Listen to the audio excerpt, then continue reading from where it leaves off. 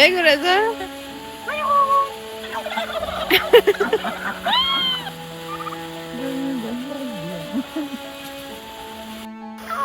خیلی قبل قبول. خیلی قبل قبول.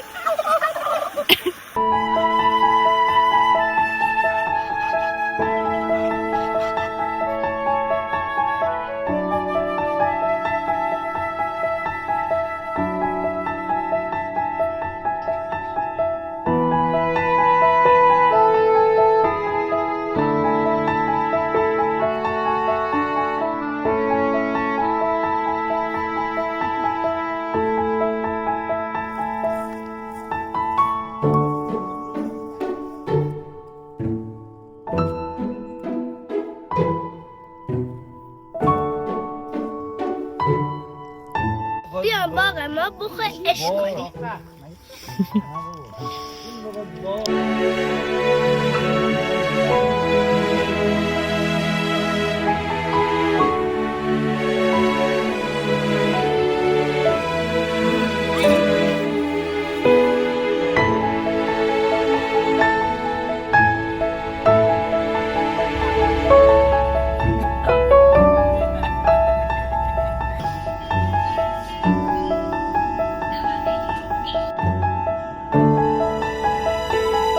سلام، چطورید؟ اینجا دیگه حسابی هوا سرد شده. دیروز بارون بارید کلی و اینا. منم امروز صبح ریفورمر داشتم، اومدم همین تازه کلاسم تموم شد. بعد یه چالشی داره توی باشگاه انجام میشه که مثلا از امروز تا یه تاریخ توی اسفند ماه شما 2 تا آنالیز میدی و کسی که بیشترین تغییرات رو بین این 2 تا تاریخ داشته باشه برنده میشه و گروهی 3 نفر. من امروز رفتم آنالیز دادم. 0.5 کیلو از هفته قبل کمتر شد وزنم، ولی متاسفانه دارم عضله از دست میدم به خاطر اینکه پروتئین روزم که میخورم کافی نیست، با اینکه فکر میکردم خیلی دارم مثلا غذا و پروتئین میخورم. دیگه باید پروتئینم بیشتر کنم و از اون طرف پیاده رویم کمتر کنم. امروز که با مربیم حرف زدم فهمیدم به خاطر این پیاده روی زیادی که میرم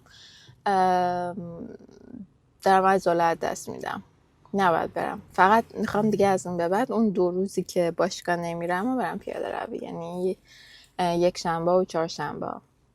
یا اگر که میخوام برم باید قبل باشگاه ریفورمرم مثلا برم نیم ساعت بدوم، نباید بعدش برم بدوم، اونجوری عضله میسوزونم دیگه. اینطوریا. حالا رعایت کنم ببینم بهتر میشه وضعیت یا نه. الانم یه 3 تا تخم ولرچی برای خودم پخته بودم آوردم خوردم. برم یه سری خرید و این کارا دارم، بعدش هم برم دنبال نیکی و بریم خونه.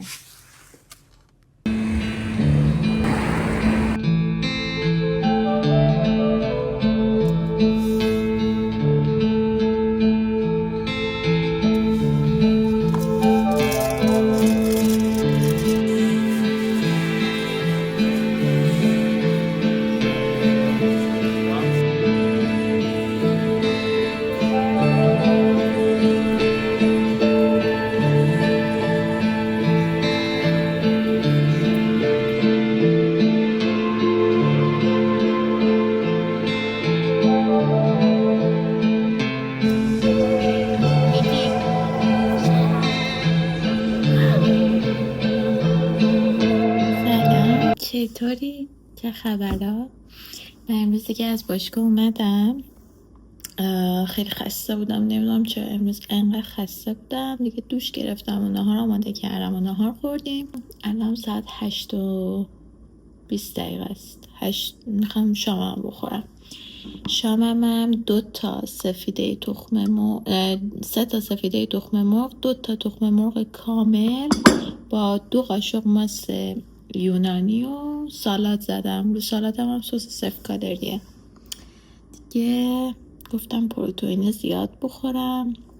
امروز چیزایی که خوردم برای چت جی پی تی فرستادم، گفتم بهم بگو شب چی بخورم که پروتئین روزم جبران بشه. بعد بهم گفت که اینو بخوری خیلی خوبه. دیگه منم اینو درست کردم که بخورم. از همین الانم از دکتر روستایی یه دونه رژیم گرفتم، تا ثبت نام کردم، حالا برام میفرستن رژیمم و آنالیز و اینا رو همه رو براش فرستادم. ببینم، خیلی تعریفش رو شنیدم. ببین این 3-4 کیلو قشنگ رو مغزمه، میخوام اینو کم کنم و اینکه قشنگ به بدنم یه فرم بدم. میدونی چی میگم؟ یه فرم عضله‌ای خوب. حالا امیدوارم که بشه دیگه با این ورزش‌ها و این رژیمه تا عید ایشالا نتیجه خیلی خوب بگیریم. حالا عید مثلا انگار چه خبره. همین دیگه. من برم شامم بخورم، بعدش هم بگم زودتر بخوابم چون فردا صبح دوباره میخوام برم باشگاه، بدنسازی دارم فردا دیگه همین. این رژیمم میگیرم، اگر خوب بود به شما میگم شما هم بگیرید.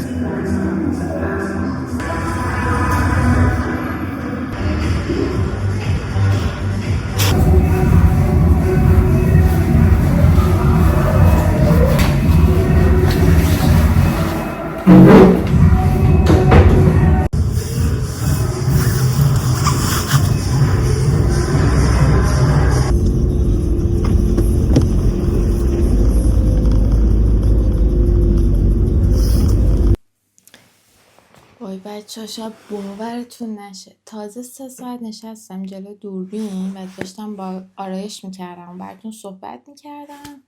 الان رفتم دیدم اصلا رو اسلو موشن بود، یعنی کلش اصلا عملا فیلمه به دردی نمیخوره.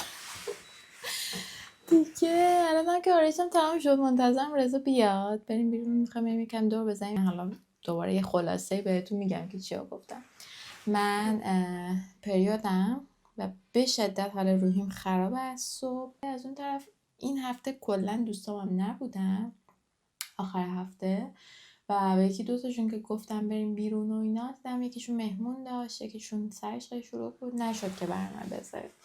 و دیگه من امروز ترکیدم دیگه، چون دوران پی ام اس هم و اینا رو هی کنترل کردم اینا، ولی امروز دیگه ترکیدم. و اینکه خیلی وقت دلم یه جو دوستانه میخواد که حداقل هفته 2-3 بار همون ببینیم، بریم بیرون، بریم این ور بریم اون ور. دوستان همه میدونی سرمون خیلی شلوغ شده، یعنی نمیگم مثلا من همیشه پایم، خیلی وقتا من نیستم، مثلا دوستان بهم میگن و اینا، ولی خیلی دلم تنگ شده واسه این جو و ما یه همچین جوی و وقتی دبیرستان بودیم داشتیم. یعنی امکان نداشت هفته‌ای، مثلا دوران کنکورمون بوده ولی امکان نداشت هفته‌ای ما با هم بیرون نباشیم، نریم کافه. خیلی خیلی واقعا دلم تنگ شده واسه همچین جوایی، واسه یه مثلا جمع دوستانه. ولی دوستام یا ازمون دورن، مثلا یکیشون تهرانه یا مثلا شهر دیگه، یا اگر اینجاییم مثلا شرایط کاریمون برنامه‌مون یه جوریه که به هم نمیخوریم که مثلا بخوایم خیلی همون ببینیم و اینا. شاید مثلا ماهی یه بار پیش بیاد بتونیم با هم بریم بیرون. من یه ذره قرقرم با شما کردم، میشد 3مین بار امروز. دیگه الان منتظرم رضا بیاد و بریم یکم بیرون. بعد این پالتوها رو پوشیدم، اینو فکر کنم 3-4 سال پیش از منگو سفارش داده بودم آنلاین شام، ولی سایزش بزرگ بود. حالا الان 1-2 ساله که این پالتوهای گشاد مد شده و من فکر میکنم الان میتونم، مثلا اون موقع که پسش یعنی ندادم به یکی، به خاطر این گفتم حالا یه موقع سایز اضافه میکنی باردار میشی مثلا میپوشی، ولی باردار که نشدیم. ولی خب اینا مد شد، فکر کنم الان دیگه مثلا اوکیه پوشیدنش. و این عینکم من معمولا برای این میزنم که موهامو بالا نگه داره، یعنی اگر میبینی یه موقعی شبا هم رو سرمه به خاطر اینطوری. فکر کنم با این کلا هم باحال میشه. کلا زیرو چیزم جوراب شلواریم از این پشمیاست که میخوام با بوت بپوشم، چون اینو پوشیدم. همین. من زنگ بزنم به رضا ببینم کجاست. بیاد و بریم.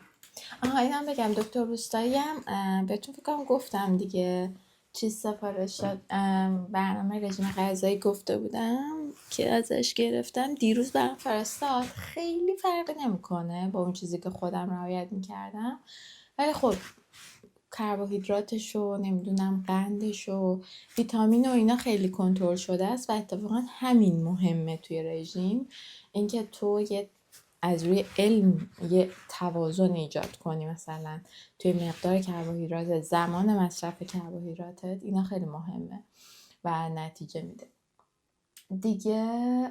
حالا اون رعایت میکنم، سعی میکنم از این ویدیوهایی که مثلا در طول روز چیا میخورم تو روزهای مختلف هفته براتون بگیرم که شما دستتون بیاد، یعنی یه برنامه هفتگی اینجوری دستتون باشه. بعدم دیگه نتایجم که با هم میبینیم دیگه تو این مدت، حالا 1-2 ماه ببینیم که چقدر تاثیرگذار میشه. آیا من میتونم 4-5 کیلو اضافه وزنمو کم کنم یا نه، که اگر خوب بود دیگه شما راحت میتونید استفاده کنید. و حالا امروز هم اگر رفتیم بیرون، نمیدونم واقعا میخوایم کجا بریم یا چیزی هوس میکنم یا نه، ولی اگر چیزی هوس کردم هجر خودمو نمیگیرم، میخورم.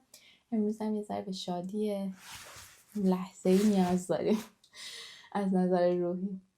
آره همینطوریه. حالا اگر که جای باحالی رفتیم برای شما فیلم میگیرم. فعلا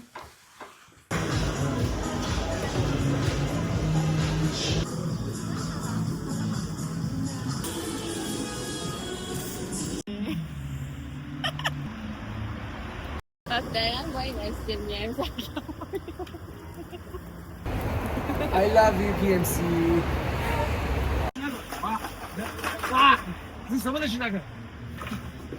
سلام، چطوری؟ الان منم تو حیاط پیاز بردارم، دیدم چقدر هوا خوبه واقعا. صدای گنجشکار میشنوی؟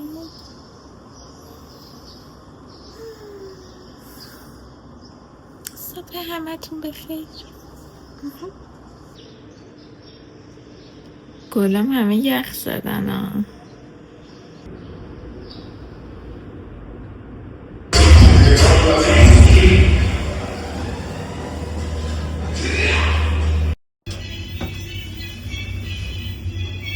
چطورید؟ امیدوارم که خوب باشید. من تازه از تمرین داشتم، میخوام شیک پروتئین درست کنم. حتی پروتئین که نمیدونم توی رژیممه دیگه. پروتئین یعنی پودر وی و اینا نداره.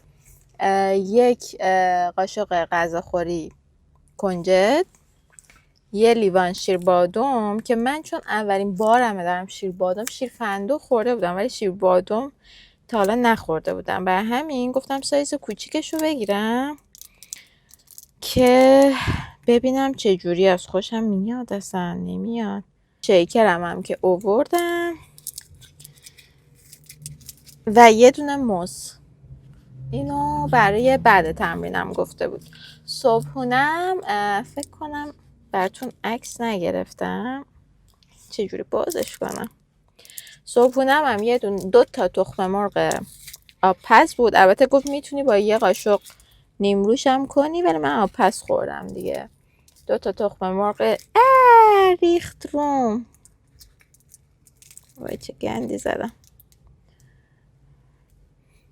بوش که خیلی خوبه. ایشو بخورم. خیلی خوشمزه است. شیر بادومه دیگه. به نظرم خیلی خوبه. 1 دونش هم 79 کالریه. خب شیر بادوم رو میریزیم داخلش. 1 قاشق کنجدم که از قبل ریخته بودم و 1 عدد موز.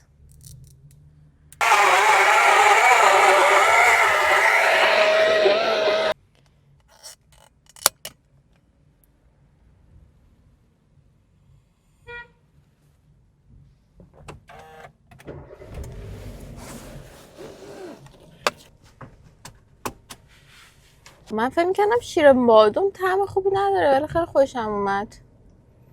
معمولا هم همینه، فقط اگر اشتباه نکنم توی رژیمم کلا بعد باشگاه 1 لیوان شیر بادوم، 1 دونه موز برام اینو نوشته.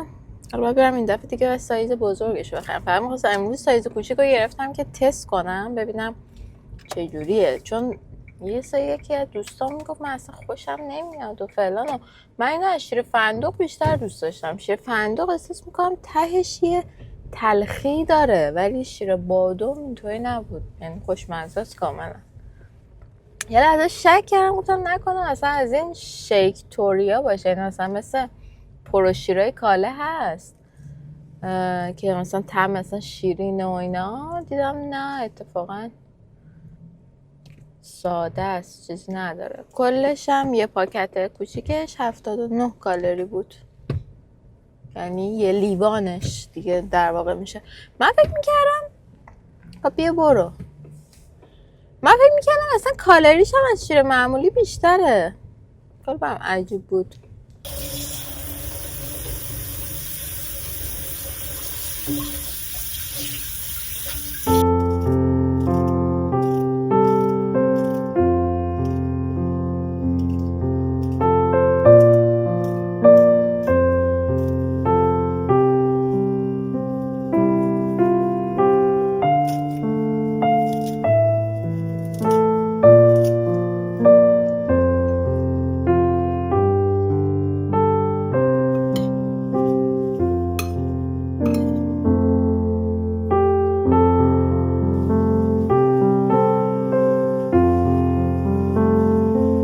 سلام، چطورید؟ امیدوارم که خوب باشید. من از باشگاه اومدم، وسط راهم رفتم یه سری خرید کردم، چیزایی که لازم داشتم تو برنامه رژیمم که بعد تهیه می‌کردم و نداشتم تو خونه. رفتم اونا رو گرفتم.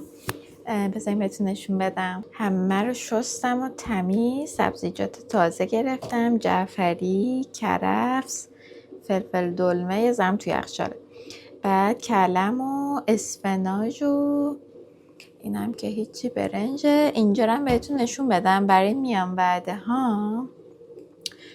معمولا بعد باشگاه که همون شیر بادام و موز با کنجد میخورم.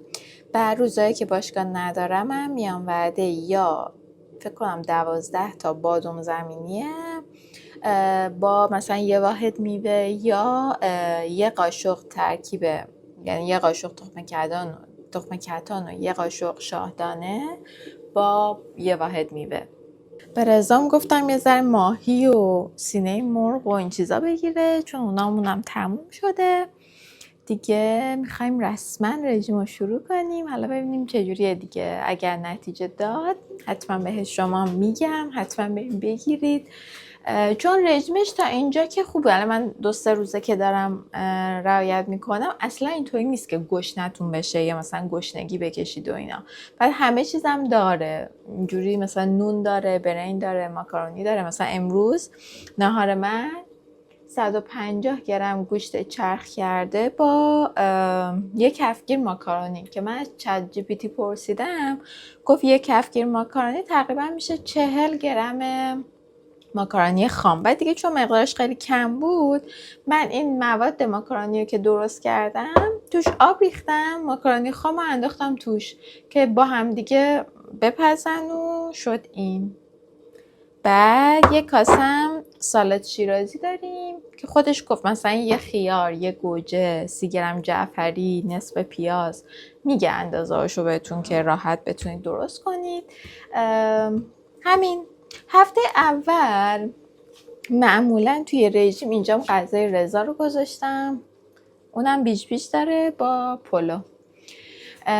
برای شبش هم که یه مقدار از بیج بیجش رو براش ماکارونی درست میکنم. معمولا هفته اول رژیم سخت این هفته است چون تا دستتون بیاد که مثلا چیکار کنید و مواد غذایی و حالا طبق اون رسیپی که بهتون میگه درست کنید و اینا. هفته اول معمولا من خودم هم خیلی حوصله ندارم، باید برم برنامه رو نگاه کنم، مثلا برم چیزی که ندارم رو بگیرم. ولی از هفته دوم همه چی اوکی میشه، بهتون قول میدم، چون دیگه دستتون میاد دیگه. مثلا غذاها رو یاد میگیرین، میدونین چه مواد غذایی باید بریم بخرین. خب مثلا من خیلی چیزا قبلا میخریدم که الان دیگه اونا رو نباید بخرم، مثلا جایگزین داره، چیزای دیگه به جاش میخرم.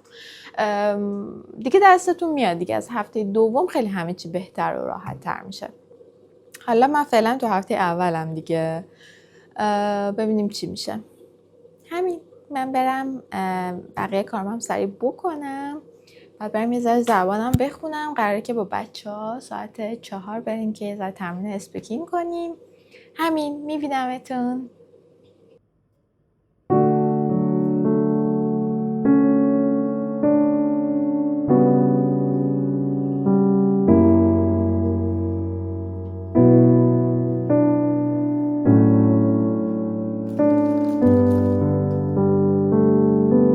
امروز 3 آذره و امشب شب یلداست. ما هم قراره که خونه مادر بزرگم جمع شیم. من الان دارم باسلوق درست میکنم. خیلی وقته که این باسلوق رو درست نکردم. شاید مثلا حدود قبل از اینکه اصلا کارم رو شروع کنم به عنوان شیرینی پزی، من از این دستور باسلوق برای مثلا چند باری درست کردم، برای حالا مهمونیام یا برای شب یلدا، ولی دیگه درستش نکرده بودم. امروز یادم افتاد، گفتم بذار باسلوق درست کنم شب یلدا که بدون باسلوق نمیشه. بعد امروز شبم اینطوریه که مادر بزرگم قراره شامو درست کنه و بقیه گفتم ما هر چی دوست، مثلا هر کی هر وسیله‌ای که میخواد میاره. منم قرار شده که شیرینی و این چیزا رو ببرم. حالا تازه باسلوقا کارشون تموم شد. الان میخوام برم یک دونه چیز کیکم درست کنم به عنوان دسر، یا دسر یلدایی. حالا میخوام که با مارمالاد تمش دیزاینش کنم که یه ذره قرمز باشه و حالت یلدایی داشته باشه. این باسلوقم میخواستم براتون ویدیو بگیرم، راستش یادم رفت. خیلی درست کردنش آسونه. حالا همینطور شفاهی بهتون میگم، اگر که دوست داشتید یادداشت کنید دستورشو. اول یه پیمانه نشاسته گل رو با 2 پیمانه آب خوب حل کنید، آب سرد. بعد بذارینش رو حرارت تا صفش و غلیظ بشه. بعد بهش 1 پیمانه شکر اضافه کنید، دوباره قشنگ هم بزنید که شکر حل شه. در نهایت هم 1 پیمانه گلاب اضافه میکنید و اینقدر هم میزنید که کاملا غلیظ بشه و حالت شفاف پیدا کنه، یعنی رنگ نشاسته از اون حالت سفیدی در بیاد. و خیلی این مرحلهش خیلی هم زدن میخواد. باسلوق کار خاصی نداره، فقط هم زدنش زیاده و باید صبور باشیم، با شعله کم هم باید هم بزنید. بعدش که به اون غلظت رسید میذاریدش کنار. 2 قاشق ژلاتین رو با نصف پیمانه آب خوب حل کنی. حالا یا بنماری میکنی یا تو ماکروفر میذاری، قشنگ ژلاتین حل شه.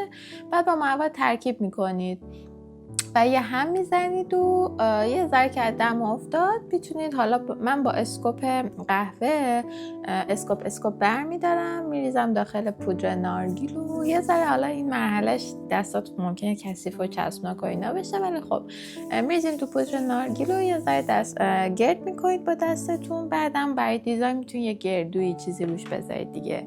همینقدر باسلوقای خوشمزه. این باسلوق خوبیش اینه که خیلی نرمه. من مثلا باسلوقای دیگه دیدم، مثلا هستن رسیپیایی که توش مثلا گلوکوز و اینا استفاده میکنن، راستش من خیلی دوست ندارم. من دوست دارم باسلوق خیلی حالت نرمی داشته باشه، اون حالت ژله‌ای خیلی سفتش رو دوست ندارم. حالا بعضیا اونجوری دوست دارن، سلیقه‌ایه. ولی بدونید که با این دستور یه باسلوق خیلی نرم خواهید داشت. همین، من اینا رو جمع کنم برم چیز کیکم هم درست کنم. ساعت 12 دیر میشه دیگه.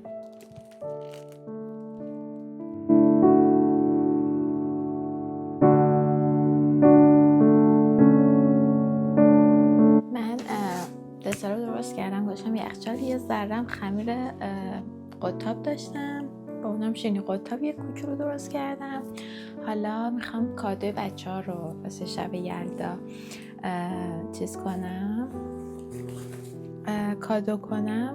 چیزای کوچولو موچولو براشون گرفتم که ذوق کنن دیگه. بچه‌م که فقط خواهرزاده‌های منم، زیاد بچه نداریم. الانم اینا رو کادو کنم. رضا اومد. سلام. یه ذره آش خوردم.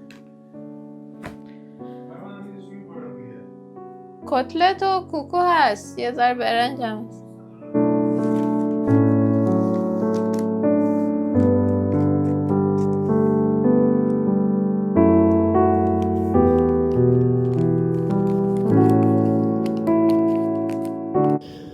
خب من اینا رو چیدم. این باشلوق بوتا، اینم دسر رو اینجوری برش زدم که برداشتن راحت باشه. یه همین.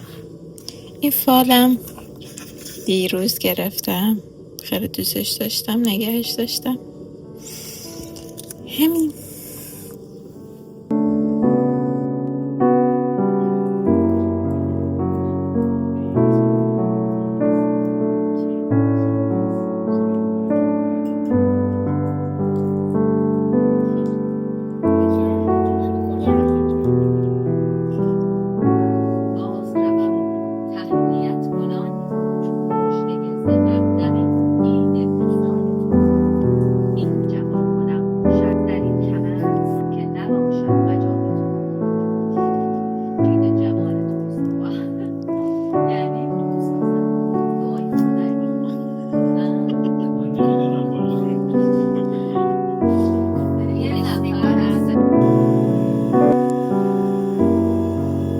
بچه اینا نقاشی های مادر بزرگمه، نگاه چقدر قشنگ میکشه.